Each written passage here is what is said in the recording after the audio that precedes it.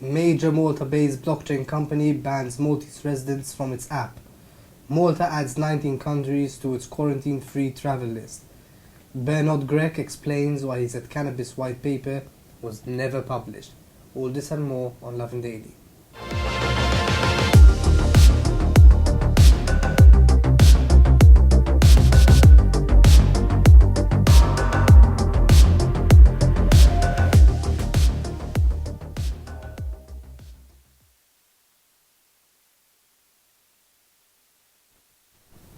Good evening and welcome to Lovin Daily. I'm Tim Diacono, joined today by Belle de Jong, and we've got quite a lineup of stories today, so we'll just jump straight into it. A major Maltese blockchain company called Socios has decided to ban Maltese residents from using its app. So this app, Socios, is quite...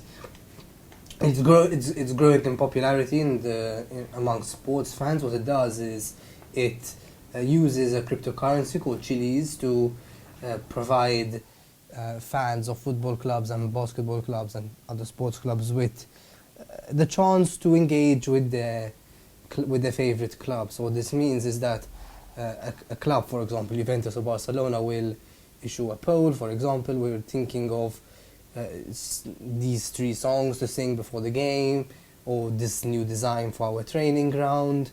Which do you prefer? And you use your tokens to make a decision for your favorite club, and you actually see these changes happening when you go and watch the team. So yes, picking up in popularity. This Chili's coin is one of the top 100 cryptocurrency coins ranked worldwide. So in terms of market cap, so it's quite a big deal in the sports world globally. However, Maltese residents are no longer allowed to use this app. Now, they've told us that it's got nothing to do with Malta's grey listing or financial services jurisdiction. However, but rather it's because of their large growth, their hyper rapid growth, and their need to therefore streamline their services and zero in on a few markets rather than all around the world. And Malta, unfortunately, being a very small market, suffered the brunt of this. However, it's also quite it's another blow to Malta, unfortunately. Even if it's not to do with grey listing, the perception still remains that major companies are pulling out of the country, or at least reducing their presence in the country and restricting access to all Maltese consumers. Now, whether it's Socios or not, it's a sign really that this FATF grey listing is not some political tit for tat. It's something extremely serious for everyone who lives in Malta and wants to do some kind of business. Belle, have you ever tried this app yourself? I have not. I have some cryptocurrency, but it does not include Chili's, and I'm not that much of a sports fan myself. However, I do think it's kind of strange that a Maltese app with, founders from the island of Malta doesn't allow Maltese people to use it. I think it's quite a pity, because we all love to see Maltese people doing well, businesses doing well, We have a lot of startups, a lot of cool Maltese local companies that are going global, and to see a company go global without including Maltese users, it's a pity.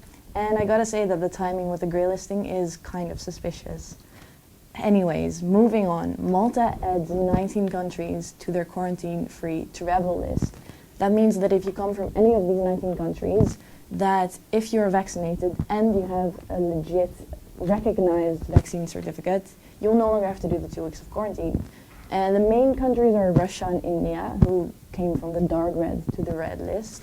But it also includes a lot of other countries like Mongolia, Rwanda, St. Kitts and Nevis. There's South Africa, Tunisia, Morocco.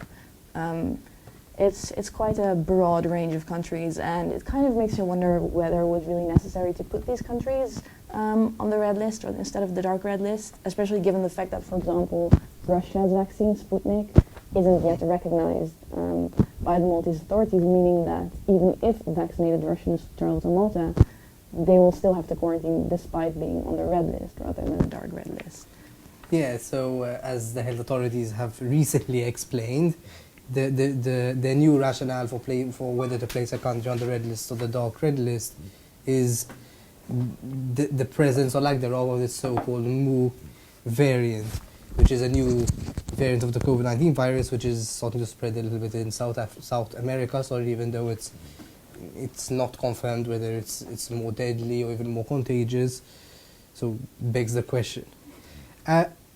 It's obviously a good thing that all these countries have been added to the red list, which means that even for the sake both for people wanting to come to Malta, but also for Maltese people seeking a holiday, there are countries like Tunisia and Morocco, which are very popular among Maltese travellers because of the vicinity to the country and somewhat say exotic nature of the destination. It means now you can travel there without having to worry about having to quarantine, particularly not in a hotel or anywhere, upon your return to Malta.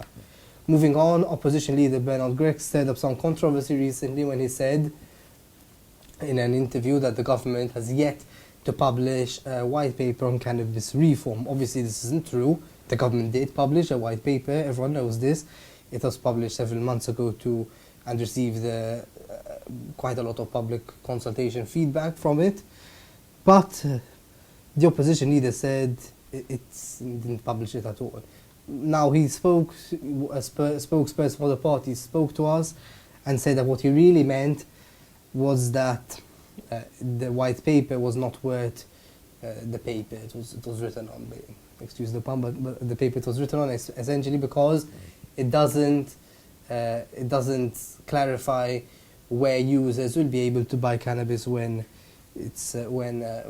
cannabis is eventually legalized. It is a bit funny, right? Because the white paper at one point says Malta can't legalize weed because it signed a couple of treaties, all of which were signed decades ago before either of us were born. It was in the 1980s to the 1960s. But then at the same time, the Prime Minister said that if we decriminalize further without providing users with a legal avenue from where they can buy the plant, it doesn't make sense, because what it's going to do is incentivize people to buy from the black market, and you just bolstering criminals' pockets.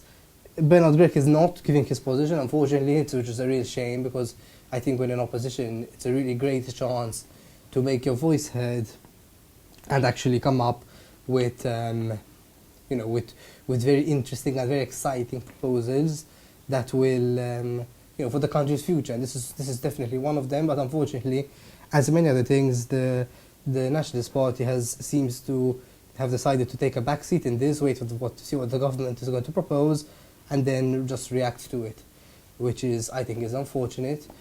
He should definitely strategically come out in favor of legalization, but that's by for the by. Did you Bill, we've discussed this issue before. What do you think of the opposition's stance on the topic so far? It's a bit cowardly, right? I mean, I don't want to say it's cowardly. I definitely want to say it's not one of Bernard's finest moments. But it is in line, I think, with PN values. Although, in my opinion, the PN could do with some more progressive ideas, especially with fresh, new, and young candidates coming up, joining the party for the upcoming election. So yeah, moving on. And you might have actually noticed this during this episode if at any point the internet kind of lagged, whether that was yours or our Wi-Fi. Malta's internet quality is among the worst in Europe, according to an international survey. This is the Digital Quality of Life Index, and it includes 110 countries, out of which Malta ranked the 40th. Now, that is not that terrible, but it does mean we are among the poorest quality of internet in Europe, with only Latvia and Bulgaria ranking lower. The things measured in this survey, in this study, were the internet affordability, meaning our internet is relatively expensive, the quality of the internet, which I think we can all testify for that it's not the greatest on the island, our electronic infrastructure, e-security, and e-government. They also calculated how many minutes Maltese residents have to work for a certain amount of minutes or a certain amount of gigabytes, and basically We have to work 6.25 minutes in order to afford the cheapest mobile internet, and we have to work 135 minutes to be able to afford the cheapest broadband internet. Yes, so this is quite interesting because, you know, we often hear political leaders speaking about very grandiose projects. You know, we recently heard Bernard Grech say he wants to attract the likes of Amazon, Facebook and Google to Malta. We all remember Blockchain Island, Joseph Muscat wanting Malta to be the Silicon Valley of Europe. It sounds great, but there's not much discussion about, you know, the foundations, the very basic needs, the fact that the internet quality isn't great, the fact that the power keeps going out, you know, these basic infrastructural issues that at the end of the day, if we don't get these right, there's no way we can even approach a company like Google or like Facebook to try and come to Malta. It's just the way it goes, and let's hope the people in charge realize this, and even though it may not sound as attractive to voters, it's definitely crucial for the country's future. And finally, a group of architects has proposed a massive woodland at a national park, the INWADAR National Park, and between Zon All Point and Shira. Now, this national park at the moment is a lot of abandoned land, disused agricultural land, and the architects decided that this would make a pretty great woodland, just like Busquets did and Mesep did, and they proposed planting 40,000 trees in that space. They came up with a render, and it looks pretty beautiful, I have to say. And Malta definitely could do it with as many trees as possible. And yeah, kudos to them for coming up with it. And yeah, let's hope it actually happens, right? You worked on the story. What do you think of the design? I did work on the story. I do think it's a great proposal. As Tim said, we could definitely use 40,000 extra trees on the island right now, whether that is for better air quality or just generally having more green spaces. I feel like that would actually work wonders for everyone's mental health on the island. And with Busquets being the only woodland, but also a very popular place for people to relax, to go to unwind, I think it's a good idea to have another big, for Malta, quite a big woodland in the south. And especially with Ian Borg's ministry having appealed €100,000 fine for uprooting ta'ali trees just today, and other trees being uprooted for, you know, innovative projects, but at the cost of nature, such as the Central Link project and other infrastructure. Malta can do it with more trees, for sure. Also, given the fact that we have been making artificial forests since the time of the Knights of St. John. Busquets was in fact planted by them, and it still flourishes today. So you can see how planting a seed right now, planting a small tree right now, can really go in the long run. You know, it can really sustain a way of having more greenery on the island and having more spaces for people to unwind. So yeah. And that brings us to the end for today. Make sure you follow lovinmalta.com for all the latest happenings, and have an evening full of lovin'.